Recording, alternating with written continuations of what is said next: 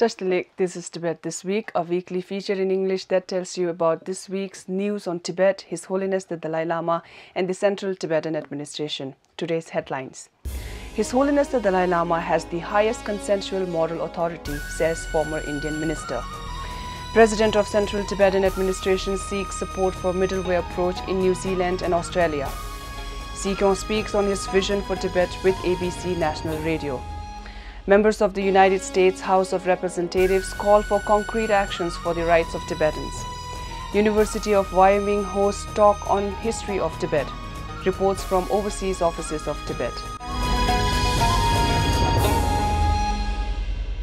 His Holiness the Dalai Lama was awarded the Professor M.L. Sondhi Prize for International Politics 2016 last Thursday in New Delhi. Addressing the gathering of mostly high-profile Indians, His Holiness called for the people to bring positive changes in the world through action and with clear vision.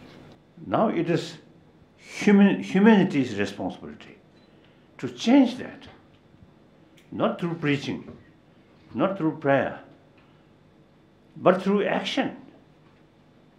In order to carry realistic, holistic action, firstly, we must develop clear vision here.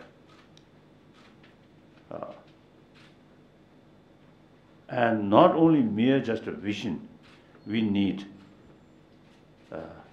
as a determination.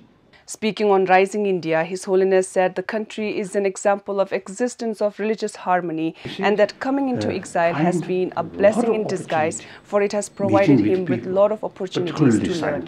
Veteran Indian journalist and country's former minister Arun Shourie said His Holiness the Dalai Lama not only richly deserves the award, but conferment of the award to His Holiness honors the award. In almost every case, when an award is conferred on a person, the person is honored. But in the rarest of rare cases, when a person accepts an award, the award is honored. That's right. Speaking on His Holiness's eminent intellectual contribution to the discourse on frontiers of politics, Shourie remarked that His Holiness is the world's living treasure and has the highest moral consensual authority. He has no army, he has no air force, he has no aircraft carriers, but when he goes from one place to the other or says one sentence to the other, the whole Chinese government reacts. Former Foreign Secretary and former Ambassador Lalit Man Singh said His Holiness remains the biggest spiritual and political mentor of Professor Sondhi, and that the prize honors His Holiness's geopolitical thinking, including nuclear proliferation. Appreciating His Holiness's tireless effort in bringing peace to the world, the event organizer, Mrs. Sondhi, recalled late Professor Sondhi's reference to His Holiness as the catalyst of Indian Renaissance. The President of Central Tibetan Administration, Dr. Lobsang Sengye, in his maiden visit to New Zealand, sought support for the middle way approach to resolve the Tibet issue. Speaking to the reporters about his visit, Sikyong said that the situation inside Tibet is tragic and he is in the country to call on its people to rally behind Tibetans in their quest for freedom and dignity. Sikyong further emphasized on the Tibetan administration's firm commitment to the middle way approach that seeks genuine autonomy for the Tibetan people under the framework of the Chinese constitution. Historically, Tibet was an independent country. Even China has recognized that. So it is under occupation. But the Chinese government says sovereignty and territorial integrity of China is non-negotiable. So His Holiness Dalai Lama is saying, okay, we will respect the sovereignty and territorial integrity and unity of the motherland, but give us genuine autonomy as per Chinese laws and within China. So that's a reasonable middle way of two sides. During the 4-day visit to the Kiwi countries, Dr. Sengye continued his effort to shore up support for the middle way approach in the cities of Auckland, Dunedin and Wellington. Prior to his New Zealand visit, Sikyong took part in 9th Festival of Tibet in Brisbane, Australia, and spoke about his vision for Tibet with ABC National Radio's Paul Barclay.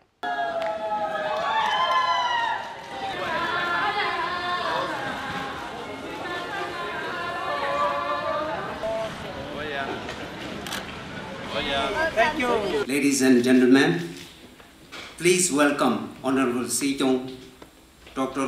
Lobsang Sengye and Mr. Paul Buckley.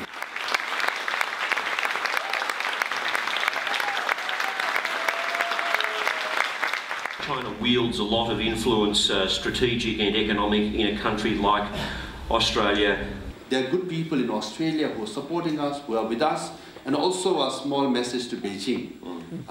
Tibetans are here, we are with them. You might be more rich and more powerful, but the truth will prevail. Rugged spirit of Tibetan people, resilient spirit of Tibetan people will prevail in the end, because we are with you. So that's the message to Beijing.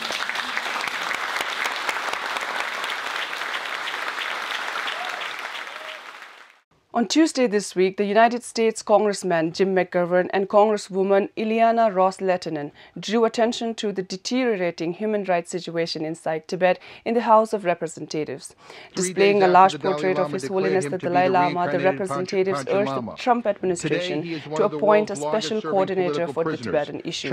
Congressman McGovern encouraged the country's Secretary of State to meet with the President of Central Tibetan Administration, Dr. Lobsang Sengye, and to help engage other governments to create a group of friends of Tibet. Mr. Speaker, I constantly receive reports from Tibet of human rights abuses and affronts to basic human dignity, like the demolition of buildings and forced eviction of religious people from the famous Buddhist Institute of Larangar, or the restrictions that keep Tibetans from traveling around their own country, much less abroad. We need to rethink U.S. policy toward Tibet. Congresswoman Ros-Lehtinen expressed her unhappiness about the fact that His Holiness the 14th Dalai Lama has been unable to return to his homeland for over 58 years, and that the Tibetan people are deprived of their basic human rights and freedom, and that the implementation of Chinese government's policies would wipe out the entire culture of Tibet. She is also concerned that the issues of Tibet are being forgotten. Known as the roof of the world, the Tibetan Plateau is the source of many of Asia's major rivers, making the Chinese regime's threats to Tibet's stability a strategically important security issue for the entire region. The director of the Tibet Museum of Department of Information and International Relations, Tashi Phuntsok, spoke on the history of Tibet at the University of Wyoming last Tuesday, focusing on correcting the historical narrative that exists in China by demonstrating the long-term independent status of Tibet within its borders and in relation to the global diplomatic community. Members of European Parliament, including the Chair of Subcommittee on Human Rights Pier Antonio Panzeri, Chair of Tibet Interest Group Thomas Mann, members of Tibet Interest Group Sabah Sogor and Tuni Kelam, along with Representative Tashi Phuntsok of Office of Tibet Brussels, took part in a solidarity campaign for Tibet in Belgian capital, calling for the international intervention to address China's repressive policies in Tibet. So much for this week. Thank you for watching Tibet This Week.